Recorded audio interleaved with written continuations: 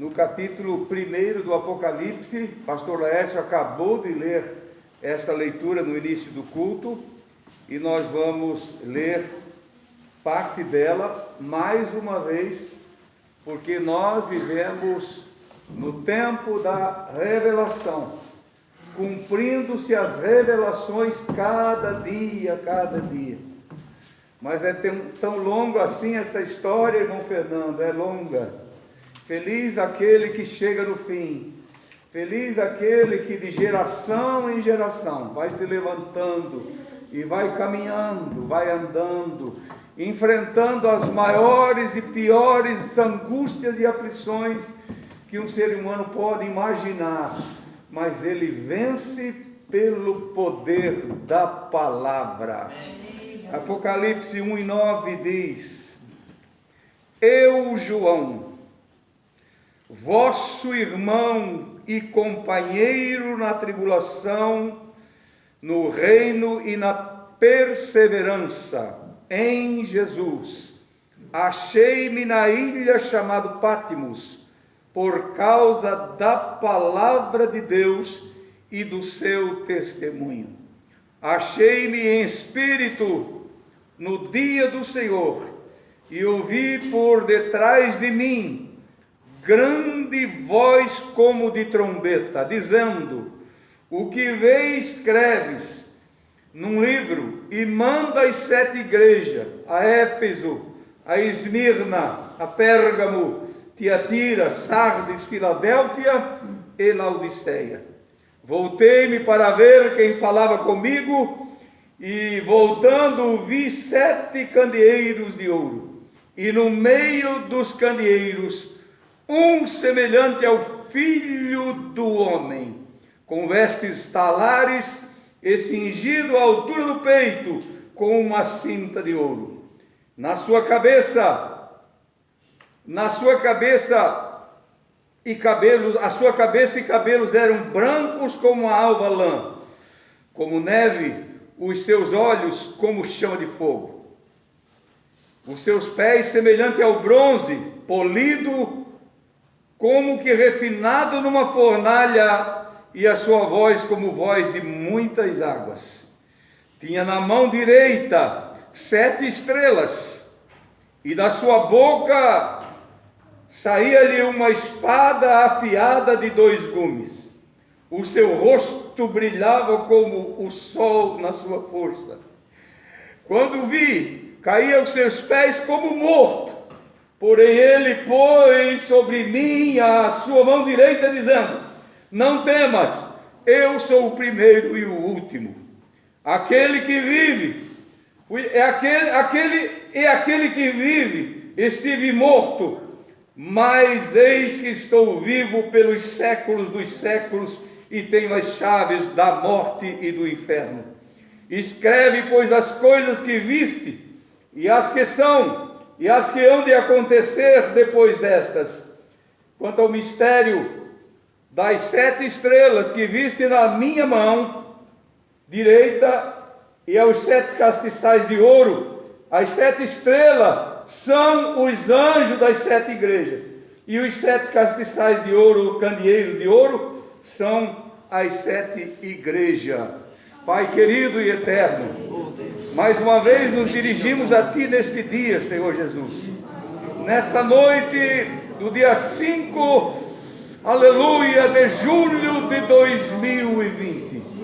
Os anos se passam, os anos se vão, mas nós estamos aqui firmados, Pai, numa promessa, aleluia, numa revelação que vai se cumprindo, vem se cumprindo, Senhor, em toda a terra, em todas as gerações, em todos os ciclos da Tua igreja, até chegar no nosso tempo.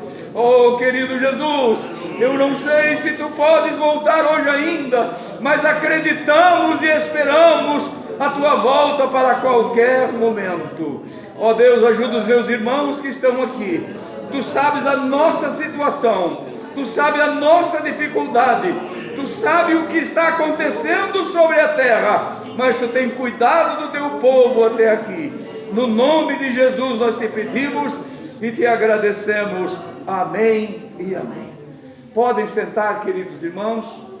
Fico feliz em os irmãos, sem combinarem entre um e o outro, têm dividido as pessoas que vêm e as que ficam.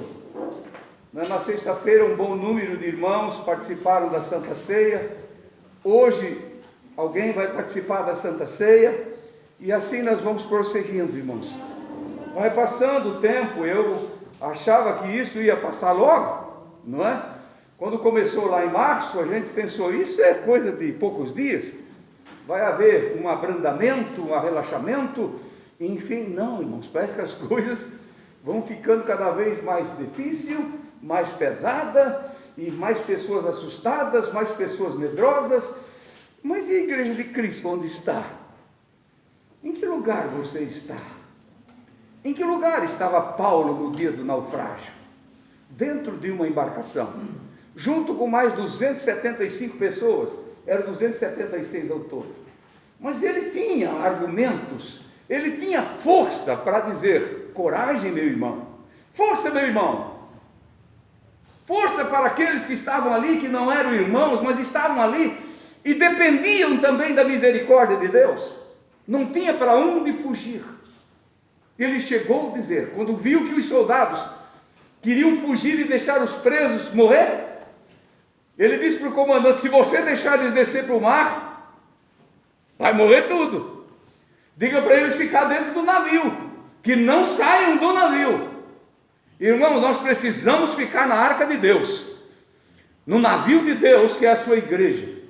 Aqui nós temos amparo, não é essas quatro paredes, mas é a sua palavra, a palavra revelada, por homens de Deus, homens escolhidos. João não era mais um menino quando teve essa revelação. João era um ancião, já indo para os 100 anos.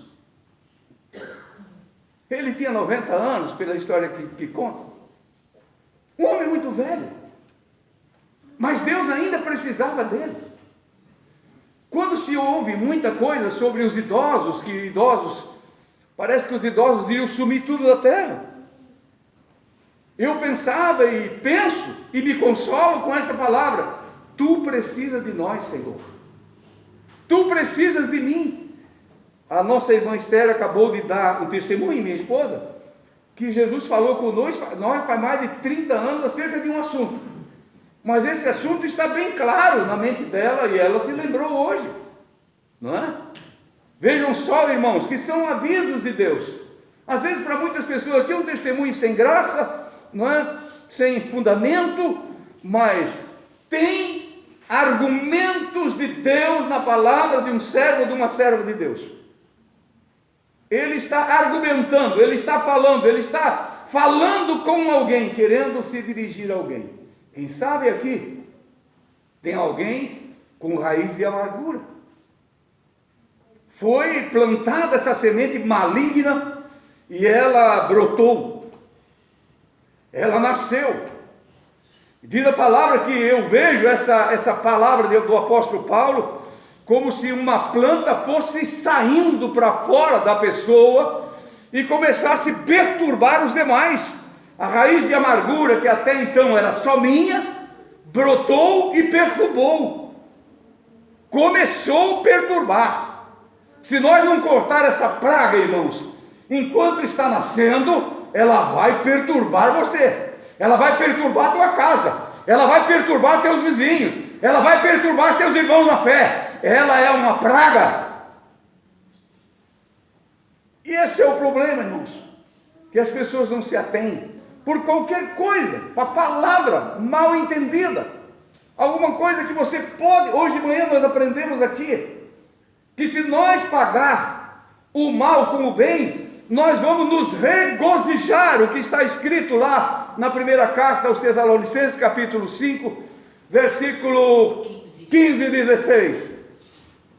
Se você pagar o mal com o bem, se você agir dessa forma com alguém que te maltratou e você abençoou ele, você fez um vínculo de amizade, talvez não percebida pelo teu inimigo até então, Mas o Senhor viu, Ele está trabalhando. Às vezes nós dissemos assim: Senhor, trabalha. Oh, trabalha, Senhor. Eu escuto alguém orar como se Senhor fosse um empregado, diz assim: trabalha, Senhor, trabalha. Mas eu não faço nada, eu cruzo os meus braços e deixo o navio andando. Irmãos, Deus trabalha, na verdade Ele sempre trabalha, Deus trabalha, mas nós temos que ter uma iniciativa, nós temos que ter uma ação, uma reação para haver uma reação de Deus, uma ação de Deus. Nós precisamos agir, reagir, precisamos mostrar que nós estamos vivos, para que Deus venha e opera na nossa vida. O apóstolo João, neste dia do Senhor é o dia que o Senhor ressuscitou. Foi dito, e os discípulos começaram a tratar esse dia abençoado da ressurreição como o dia do Senhor, um dia após o sábado. Não tinha nome de domingo, mas era o dia do Senhor. Ele se achava preso na ilha de Pátimo. Por que ele foi preso? Ele era algum assassino? Algum roubador? Ladrão? Ele era um mau elemento que vivia perturbando a terra? Não, irmãos. Ele era um santo, como todo servo e serva de Deus deve ser. E havia, lá no início da igreja ainda pequena, em número, em lugares, em nações que ela tinha alcançado, tinha sido alcançada pelo Evangelho, ela era ainda um grupo pequeno, mas um grupo de pessoas muito forte, muito valente. Aonde é que eles foram fortalecidos? Que dia que eles receberam esse fortalecimento? E parece que foi domingo passado que preguei aqui: enchei-vos do meu espírito, buscai o meu espírito. Eles, ao receber a ordem do Senhor Jesus, todos os discípulos, os apóstolos, a família, homens e mulheres, trataram de ficar naquele lugar determinado chamado cenáculo, até receber o poder que veio do alto. Até então nós não vimos na Bíblia que João, Pedro e os outros apóstolos, qualquer discípulo, operou maravilhas, sinais. Eles não fizeram nada, porque não tinham o poder, não tinham a virtude ainda. Eles conheciam o Mestre, estavam entristecidos porque o Senhor Jesus tinha ido embora. Eles não tinham mais aquele companheiro que fazia milagre, que realizava coisas fantásticas, coisas que eram realmente, ninguém poderia negar que aquilo era o sobrenatural. Jesus realizou, e de repente Jesus, cumpre-se a palavra que ele vinha dizendo, que ele ia ser morto, entregue na mão dos homens, mas ao terceiro dia ressuscitaria. Era 40 dias depois, quando Jesus apareceu pela última vez para os discípulos. Depois disso tudo, Jesus vindo e indo de vez em quando, olhando para eles, cumprimentando eles, saudando eles, mas não fez mais milagres nenhum. O milagre era a presença dele agora, uma presença que aparecia e sumia de repente, entrava nas paredes fechadas, falava com eles, não muitas coisas, mas confirmando tudo aquilo que ele havia dito desde o começo. Deus tem uma preocupação muito grande com a igreja, irmãos. Jesus não está aqui mais pessoalmente, mas está o Espírito Santo confirmando tudo aquilo que ele disse desde o começo para a igreja. A igreja não é uma organização aí que deve ser levada, que deve ser administrada como uma empresa. Não, esse sistema religioso que está aí, irmãos, está ultrapassado, arcaico, e a igreja de Cristo vai se dividir, vai sair. A igreja verdadeira, a noiva do Senhor, antes do arrebatamento ainda, ela vai ter que mostrar para o mundo que ela não é uma organização, mas é um organismo santo e divino, que não tem uma conotação política, não precisa de um defensor político, não precisa de dinheiro, o dinheiro e pegar dinheiro, o dinheiro é o vil metal que administra, que manda, que atrai as pessoas para o Evangelho hoje. Mas ainda, irmãos, tem aqueles que são atraídos pela palavra, pela promessa divina, pela promessa eterna que um dia ele vai voltar. Aleluia. Os discípulos esperaram depois de Jesus ter ascendido aos céus mais 10 dias. Mas naqueles dias, primeiro, segundo, terceiro, quarto, quinto, sexto, nono dia, parece que alguns desistiram, muitos desistiram. Mas a palavra afirma e confirma. Ali permaneceram quase 120 pessoas. E de repente, no 10º dia, pela manhã, o vento chegou. Glória a Jesus. O poder chegou. A virtude chegou. E todos foram cheios do Espírito Santo. Agora não era mais um Pedro covarde, um Pedro que negava o Senhor, um Pedro que se escondia para dizer: eu não conheço ele, eu não sei quem é ele, vocês não. Agora não tinha mais um João que dizia: Senhor, tu queres que manda que nós buscamos aí alguém como Elias fez e mandamos destruir as pessoas? E Jesus disse para ele: que espírito habita em ti, João? Mas João era o apóstolo do amor, irmão Fernando. Pastor Fernando, mas o João não dá para tocar no nome dele, ele era intocável. Não, ele era humano também, irmãos, ele falhava também. Imagina, irmãos, nós humanos, falhos como somos, e sem o Espírito Santo, o que vai ser de nós? O que vai ser da igreja, irmãos, sem o Espírito Santo? Você conhece o Espírito Santo? Você sabe quem é essa pessoa bendita? Que Jesus disse: eu vou, mas deixo com vocês o meu Espírito. O meu Espírito. Eu estarei convosco todos os dias, até a consumação do século. Eu estarei convosco. Se nós não honrar o Espírito Santo, irmãos, esse que lá no Pentecostes desceu, e eles foram revestidos de poder. Agora, quando Pedro abria a boca, não era mais aquele Pedro que falava por falar, mas o Espírito Santo tomava aquela vida, e as vidas se dobravam diante do Evangelho, se arrependiam, subiam para o templo para a oração. Pedro e João, pobres, paupérrimos, sem nada, e lá estava o paraplégico, o aleijado, estava lá, esperando uma esmola. Nós não temos prata nem ouro, nós não temos prata nem ouro, e Pedro, cheio do Espírito Santo, irmão, passa pelo Pentecostes, pelo amor do Senhor Jesus, para você ter coragem, porque os medrosos estão se escondendo por falta de Pentecostes, irmãos. Não é esse título Pentecostes, mas é falta do Espírito Santo, que é o nosso ajudador, o nosso ajudador, o nosso consolador, aquele que nos orienta, aquele que revela as coisas para nós. Lá estava agora João e Pedro e João falaram, parece que a mesma voz: nós não temos prata nem ouro, você não está vendo? Mas Pedro, cheio do Espírito Santo: mas o que eu tenho? Não vou perguntar para João: o que tu tem no bolso? Não, o que eu tenho, isso te dou, em nome de Jesus o Nazareno, levanta-te e anda. Ali eles começaram a ver Jesus, ali eles começaram a ver Jesus outra vez no meio deles, ali eles começaram a acreditar que Jesus falou o que era real, dizendo: eu vou, mas vou ficar. Como é que pode? O meu Espírito vai ficar, o meu Espírito vai estar convosco. Ali eles começaram. Pedro abria a boca e milhares de pessoas aceitavam a Cristo como Salvador. Aonde eles iam eram abençoados.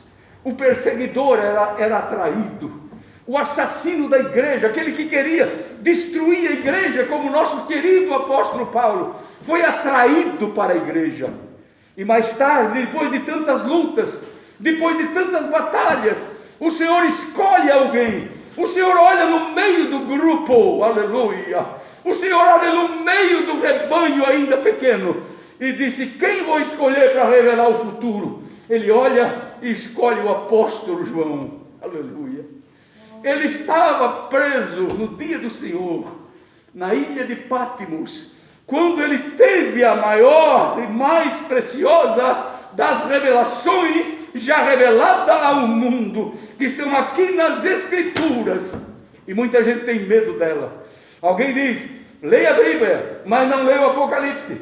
Não toque no Apocalipse, porque você vai ficar fora do juízo, você não vai entender. Eu, irmãos, desde menino e muito tempo da minha vida, eu tinha medo do Apocalipse. Quando o pastor ia falar: vamos ler o Apocalipse hoje, falei: meu Deus, por que não lê um Salmos, que é tão doce? Por que não lê outra coisa, mas vai ler Apocalipse? Por quê? Eu tinha vontade de sair correndo da igreja. Mas hoje, quando ouço o Apocalipse, eu ouço Deus falando. Eu ouço Deus falando. Olha João contando os atributos que ele viu no Senhor, a glória que ele viu naquele Senhor, que um dia andava como eles andavam, dormia no mesmo teto, comia no mesmo lugar, passava frio com eles, quem sabe até fome, foi apedrejado, foi morto, foi imolado por nós, agora ali cheio de glória, brilhando, aleluia, seus olhos brilhavam como o sol na sua força, da sua boca saía uma espada de 2 gumes, na sua mão direita ele tinha 7 castiçais, e 7 estrelas, e passeava no meio de 7 castiçais. O que significa isso, meu Senhor? Espera, João, que eu vou te revelar. Irmãos, como é bom, irmão, ser pequeno, mas entender a palavra. Está cheio de teólogos e teologias, escolas e faculdades hoje. Tem teólogos que, se entrar numa biblioteca onde tem muitos livros escritos por muitos teólogos, se eles pudessem saltar das páginas desse livro, eles iam se matar lá dentro, pastor Lércio. Iam se matar, porque escrevem asneira, escrevem coisas que Deus nunca permitiu ou nunca falou. Mas aquele que tem o evangelho simples da salvação, aquele que busca o Senhor da glória, ele acaba entendendo o suficiente, irmãos, para ele caminhar, para ele hoje, para ele amanhã. Nós sabemos, irmãos, que a viagem é longa, e nós de vez em quando precisamos pedir para o Senhor um pouco a mais. Me dá um pouco mais, Senhor, está faltando para mim. Eu estou pobre, eu estou sem vontade de orar, eu estou sem vontade de ir no culto. Olha, vai passar o culto de Santa Ceia, eu não vou, passa outro, eu não vou. Oh, irmão, Jesus está aí, irmãos. Ele não é um dono de um banco, nem de uma farmácia, nem de um hospital, nem de provedor de qualquer uma outra coisa, mas ele é o provedor de todas as coisas que agradam e que contribuem para que você e eu sejamos realmente crentes em Jesus Cristo e tenhamos força suficiente para chegar até o fim da nossa carreira. Que Deus, irmãos, possa iluminar a nossa mente, aclarear os nossos pensamentos e nos dar vitória neste tempo que nós estamos difícil, vivendo de tanta dificuldade. João, se tu quer saber o mistério dos 7 castiçais, são as 7 igrejas, João. Eu passei no meio delas, João. Eu estou com elas, João. Se tu quer saber o mistério das 7 estrelas que estavam nas minhas mãos, são os pastores dessa igreja, são os servos que vão se levantar, ou que vão ficar diante dessa igreja, ou que estão lá diante dessas igrejas, irmãos, e assim sucessivamente. Às vezes, como eu hoje, completando 74 anos, de um anjo que quase parece que não voa mais. Esse anjo nunca voou, mas ele sabe que um dia ele voará. Eu sei que um dia vou voar para os braços eternos do meu Senhor, eu sei disso, mas enquanto eu estiver aqui, enquanto você estiver aqui, tem que exercer esse teu papel de anjo do Senhor, em cuidar e ser um guardião da bendita palavra do Senhor, e não deixá-la cair por terra em momento algum. Ele vive, irmãos, ele está aqui, irmãos. Eu sei que nós temos dificuldades hoje, com a nossa boca tapada, com nossos medos. Muitas pessoas não vêm no culto tomar ceia porque tem medo. Meu Deus, medo. Temos que ter nossos cuidados. Sabemos que não é tempo de abraço, sabemos que não é tempo de aperto de mão, mas nós vamos nos deixar por causa disso? Não, irmãos. Nós vamos conviver com isso e vamos sair. Aonde ele estava, João? Na ilha de Pátimos. Preso por quê? Por causa da palavra, por causa da verdade. Ele não estava desnudo na presença de Deus, ele estava vestido e revestido. Lá ainda, resultado do cenáculo, resultado do Pentecoste, estava ali agora inteiro aquele homem, que o Senhor pôde confiar a ele as maiores riquezas reveladas para a humanidade. Confiou a João. João não passou e não precisou passar por uma escola, não precisou passar por um aperfeiçoamento de um outro homem, mas o próprio Senhor se encarregou dizendo: eu vou te dizer, João, eu vou confiar em você, escreva o que você estiver vendo. E João anotou e aqui está. Quem escreveu coisas semelhantes, irmãos? Tem muita gente que se atreve para desfazer isso aqui, mas escrever isso que está aqui, dar início a isso aqui, não houve outro. Jesus escolheu João. João, anota, escreve o que eu estou te dizendo. E aqui nós vemos, irmãos, os ciclos da igreja, começando por Éfeso e terminando em Laodiceia. Sem dúvida nenhuma, você olhando para a história da igreja, olhando para os tempos e anos determinados, nós podemos chegar à conclusão clara, que a igreja vive no tempo de Laodiceia. Nem todos precisam ser Laodiceia, nem todos. Naqueles dias talvez aquela igreja estavam quase todos ou todos naquela situação, mas eles não sabiam dessa revelação, eles não sabiam que Deus era tão tremendo, que os olhos do Senhor eram tão tremendos, e Ele estava tão vivo que passeava no meio deles, via tudo, olhava tudo, falava tudo. Eles não sabiam, mas nós sabemos, irmãos. Nós sabemos a situação de cada igreja, cada situação nós sabemos. Por que nós vamos errar? Por que nós vamos pensar que igreja é esse mundo paralelo que vive ao nosso lado com o nome de evangélico?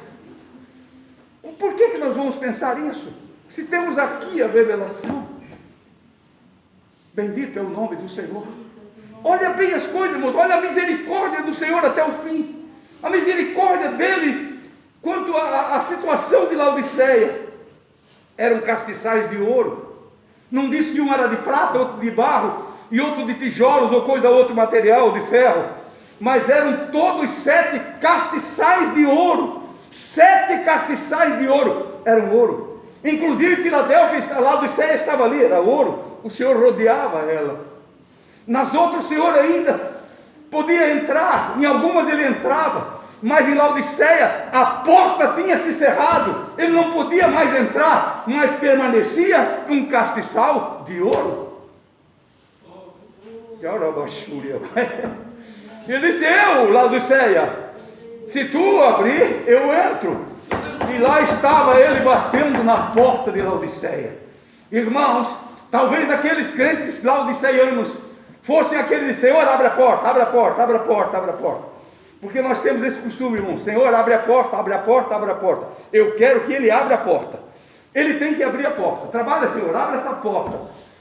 Mas às vezes ele diz: se tu abrir a porta, eu vou entrar. O Senhor não vai assaltar o meu nem o teu coração. Eu estou aqui por minha livre e espontânea vontade. Eu sou voluntário, você é voluntária. Você não veio aqui forçada por alguém que te trouxe aqui forçadamente. Você veio aqui livre e de espontânea vontade para ouvir Deus falar. E se tu ouvir, Jesus muda a tua vida e te abençoa e te guarda, te ajuda a ser mais forte, a ser mais corajoso. É muito profundo, irmãos, mas as nossas mensagens agora devem ser pequenininhas por causa do nosso tempo. Não podemos passar nosso culto das 8h30. Se pudermos terminar antes das 8h30, nos dias de semana, isso nós vamos fazer, irmãos. para não servirmos de escândalo, e com todos os nossos cuidados, continue tendo cuidado, continue lidando com isso com sabedoria, para nós não servirmos como foco de murmuração e de contenda. Feliz o pastor que entende isso. Feliz o pastor, irmãos, como um comandante de navio. Ele fica lá dentro, junto com os irmãos dentro do navio. Eu não vou pular fora não, eu vou ficar aqui dentro com vocês. Que Deus abençoe, irmãos. Fique em pé, no nome santo de Jesus, e nós vamos orar nesse momento. Quem tem uma necessidade, faça um gesto agora. Não vou chamar ninguém aqui na frente. Não precise, não é tempo de vir aqui e fazer um amontoado de pessoas aqui. Mas aí onde você está, fala com ele. Pastor, eu não vou falar alto, o problema é teu. Fala baixinho. Eu nem baixinho não vou falar, fala em espírito. Mas arranca a raiz da amargura. Tira daí, tira outras coisas que estão te perturbando. A tristeza, a aflição. Ele quer te dar paz. Ele quer te dar alegria no teu coração. Levanta as mãos para o céu, irmãos. Isso, irmãos, como um sinal de vitória. Aleluia. Pai querido e eterno, nós te agradecemos por esse dia, por esse momento, Senhor, que estamos aqui na tua casa, louvando o teu nome, exaltando o teu nome. Pai de amor, os dias são maus, as coisas vão acontecendo, Pai, uma atrás da outra. Sim, meu Deus, fomos surpreendidos esses dias por esse vento forte que tu mandou sobre o nosso estado, e muita desgraça, muita intranquilidade, Senhor, trouxe para os habitantes. Mas é a tua vontade, é o teu trabalhar, é o teu agir. Sim, meu Deus, tudo o que está acontecendo, meu Deus, nós entregamos nas tuas mãos, nós deixamos aos teus cuidados. Aleluia, aleluia. E como igreja desse ciclo, meu Deus, mesmo vivendo o ciclo Filadélfia, ou Laodiceia, nós não precisamos ser igual a eles. Sim, Pai querido, nós podemos, sim, Jesus, ouvir a tua voz aqui. Aleluia. Tu estás falando em nosso meio. Pai divino e eterno, nós te agradecemos em nome de Jesus. Amém e amém.